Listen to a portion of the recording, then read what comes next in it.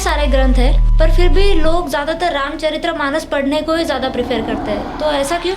देखो श्रद्धा, आपने अगर देखा होगा कि जितने भी ग्रंथ जो है, जैसे रामायण है, महाभारत है, एक तो लोगों को ये लगता है कि बहुत बड़े हैं, जैसे वो साइज में भी आपने देखा होगा बड़े हैं साइज के। दूसरी उसमें जो भाषा भी है, कई मतलब जो रामायण है महाभारत में कुछ श्लोक जो है संस्कृत वगैरह में है, तो लोग शायद समझ नहीं पाते हैं। रामचरितमानस, क्योंकि रामचरितमानस है वो तुलसीदास जी ने लिखा है, तो उन्होंने क्या किया ना, एकदम सिंपल लैंग्वेज जो अवधी भाषा होती है उसमें लिखा है उन्होंने।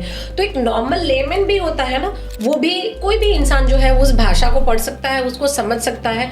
और उन्होंने रामचरितमानस को इतनी अच्छे से प्रस्तुत किया है, इतना अच्छे से उनके जीवन की कथनी जो बताई है कि वो जब आप पढ़ोगे ना तो आपको रियल में पता चलेगा कि क्या जीवन होता है, किस तरह से जीवन जिया जाता है, क्या किया जाता है जीवन में, और क्या इतना सिंपल हमारा लाइफ है, क्या इतना सिंपल हम कर सकते हैं, और वो भी इतनी शिद्दत से, इतनी ऑनेस्टी से हम लोग कर सकते हैं। वो उन्होंने पूरा भक्ति मार्ग जो है वो इतना प्रेम पूर्वक लोगों को बताया है कि जब भी आप रामचरितमानस पढ़ोगे जो तुलसीदास जी ने लिखा है, आपको अपने मन में, हृदय में राम के प्रति बहुत भक्ति और बहुत प्रेम पूर्ण भाव जो है वो आप फील करोगे। इसीलिए लोग जो है रामचरितमानस जब पढ़ते हैं ना तो एकदम भाव विभोर हो जाते, क्योंकि एक एक जो लिखावट है उसकी अंदर जो उन्होंने लिखा है वही सीधा आपके ना, ऐसे बोलते हैं ना, हार्ट टू हार्ट कनेक्टिविटी आपको लगती है कि आप सच में वो चीज होते हुए देख सकते हो, उतना उसके अंदर वो है। इसलिए लोगों को जो है वो ज्यादा अच्छा लगता है रामचरितमानस। और हमने सुना भी है काफ़ी ग्रंथों के कुछ रूल्स होते हैं कि ऐसा ही पढ़ना चाहिए, इसका यही नियम है, तो उसका रामचरितमानस का भी कुछ ऐसा नियम है जो देखो ऐसे तो नॉर्मली जो नियम की बात करते हो तो सबसे बड़ा नियम ऐसा होता है कि जब भी हम किसी भगवान की अच्छा जब हम स्कूल जाते हैं, जहाँ पर हम पढ़ाई करते हैं, क्या स्कूल में आप सुबह उठ के ऐसे ही चले जाते हो? नहीं, हम बचपन से हमें क्या सिखाया गया है, आपको नहाना है, धोना है, शुद्धिकरण के कपड़े अच्छे पहन के जाए, बस वही बात है। जब भी आपको कोई ग्रंथ पढ़ना है या जब भी कोई आप ऐसी, क्योंकि वो बुक में एनर्जीज बहुत हायर एनर्जीज होती है, तो आपका बॉडी जो, देखो हर चीज का ना साइंटिफिक रीजन है। चलो आपने उसको स्पिरिचुअलिटी से जोड़ दिया कि भगवान का है तो आपको, बट क्यों कहा गया है, लोगों ने वो चीज को समझा नहीं। क्यों कहा गया है कि जब आप रामायण पढ़ते हो, महाभारत पढ़ते हो, या जो भी कोई भगवान की, आपको साफ सुथरा होना चाहिए ताकि आपके चक्रास जो है वो बैलेंस में हो।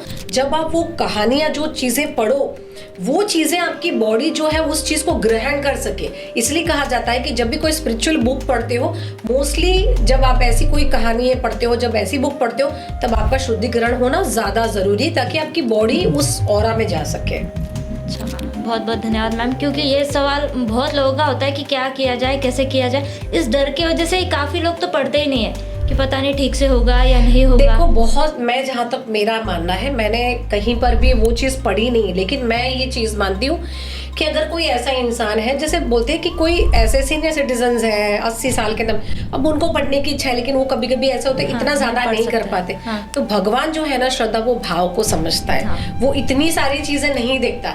मैं यहाँ पर जो आपको बता रही हूँ कि आपको नहा धो के, उसके पीछे एक साइंस है, उसके पीछे एक रीजन है। स्पिरिचुअल रीजन अपनी जगह अलग है, लेकिन मैं एक साइंटिफिक रीजन बता रही हूँ कि क्यों आपको इस तरह से पढ़ना चाहिए, ताकि आप जो चीज पढ़ते हो आपके दिमाग में जाकर वो आपकी ऑरा में जाती है, और वो सारी चीजें, आप देखो ना, रामचरितमानस पढ़ो, आप रामायण पढ़ो, आप देखो आपको कितना वो, क्यों हम जब कथा सुनने जाते हैं, आपने देखा होगा कि वो तो कथा कह रहे, वो तो कितने सालों पुरानी बात है, लेकिन आज भी जब हम वो जानकी विवाह के टाइम रहते हो तो आंखों से राजा दशरथ रोते, तो हमें भी रोना आता है जब वो बोलते। क्यों बोलते हैं? वो हम उस स्पेस में, उस कॉन्शियसनेस में है।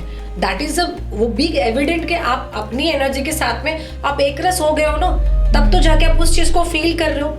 तो उस चीज को फील करने के लिए भी आपका शरीर का शुद्धिकरण होना बहुत जरूरी है। आपने बहुत आसान तरीके से समझाया मैम, क्योंकि बाकी लोगों को तो ये पता ही नहीं होता कि क्यों ये सब जरूरी है, इतना जरूरी है।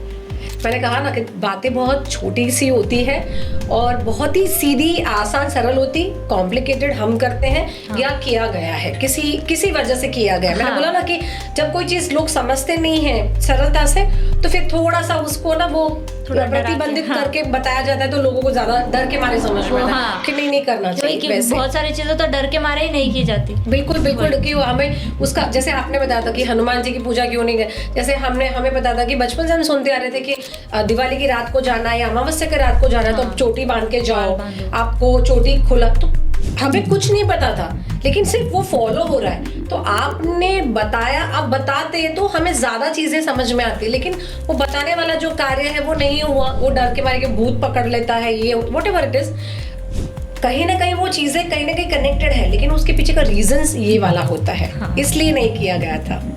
आपने बहुत आसान तरीके से समझा दिया है ma'am, thank you so much.